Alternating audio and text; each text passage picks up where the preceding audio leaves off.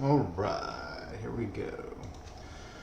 Alright, so what we're doing today is we are going to be working on a curved structure. As you can see, this is just an example right here. This is an airplane hangar. So I'll show you now what it looks like in AutoCAD. So, let me pull over to this, get into the model. Sorry, get back on the right view. Got the wrong view as of right now. Back view, right view, front view. Here we go. There we go. So this is what we got. We've got an airplane hangar very similar to this right here. As you can see, you've got these open trusses that run the entire length.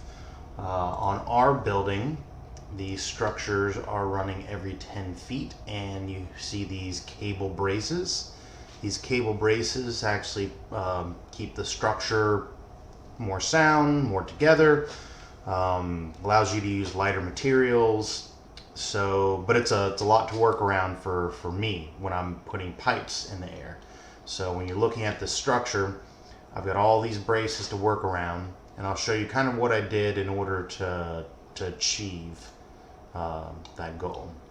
So right here, yellow lines, white dots, those are the sprinklers and the sprinkler lines. We're just going to go ahead and throw this up into 3D real quick. Just give it a second.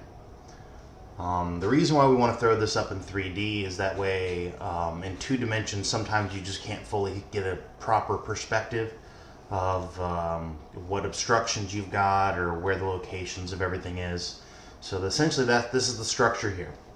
We'll grab our hand wheel, and what we'll do is we'll kind of go down, try to get it to look as even as possible. There we go. Alright, so this is the side view, and as you can see, these are my sprinklers in the line. They're in the yellow and green and red. The red is a brace, this red is a brace, this purple is a brace, this blue is also a brace. As you can see here, we got that blue brace, which my line was just touching it.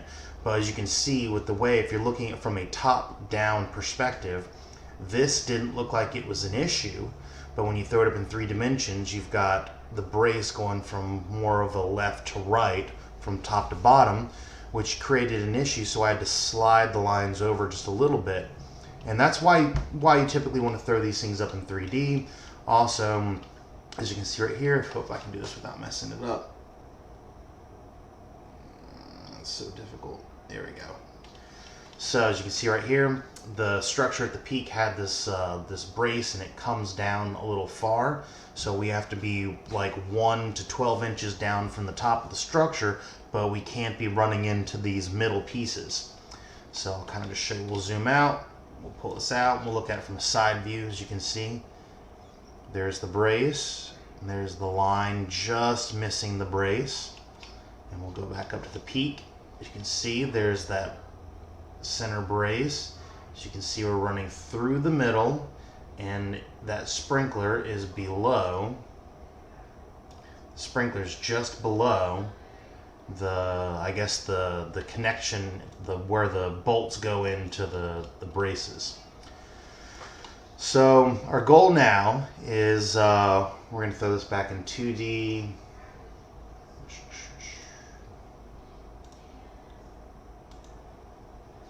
So the goal now is we've got to tie all these lines together in a curved structure, and that tie-in has to go from the side of the structure to the other side of the structure against the curve. So that kind of creates an issue because you can't really run straight pipe on a curved roof. So what we'll end up doing is we'll throw, I'll give you an example. We'll throw some lines in there. So we'll throw, let's say, like let's just say this is your main, and let's just say this is your sprinkler line, and then we're going to throw in your sprinkler head. So let's just say your sprinkler head. So that's your sprinkler head. So we'll say this is your sprinkler, and this is your line, and you've got your main right here. The issue we've got is if you were to run out of the top of the pipe, it'll only run at a 90-degree angle, and you could actually miss the structure here, miss that structure here. So what we want to do is instead, you want to come off the back side of the pipe, and you allow it to create a swing joint, so that way you can, whether your point is here, whether your point is here, you're able to hit this line that's up here anywhere along a spot in the main. So what you'll just have to do is you'll just have to fab this middle section of pipe, and that middle section of pipe will serve, so that middle section of pipe, this will be the length that'll change, but this length won't change and these locations won't change. So it's really difficult to get these things to fit perfect. So a good thing is to allow your people to field fab just this piece right here, and then you can provide them all of the extra pipe to be able to install along the system here. That's just kind of a quick run through. And just one thing, I know a lot of this is for records for future designers and stuff, kind of checking this out. You want to always keep in mind that if you receive drawings, CAD drawings in 3 dimensions, this 3 is taking a while. If you receive CAD drawings in 3 dimensions, you want to make sure that your elevation and everything is correct. A lot of times on a 3-dimensional drawing, you'll see an engineer, I'll show you it here. And this is the drawing we ended up using. I know this is a side view, but as you can see, they have this dimension down here. Well, the issue comes into is when you grab this whole structure, which is 3-dimensional, and this dimension is just attached to the structure. When you throw it into another drawing, it'll actually throw it in, and I know this kind of looks 3D, the dimension will be down here somewhere, and it'll actually push the drawing up, and then your lines no longer, it looks like your lines are in the middle of the structure. I'll show you what that looks like.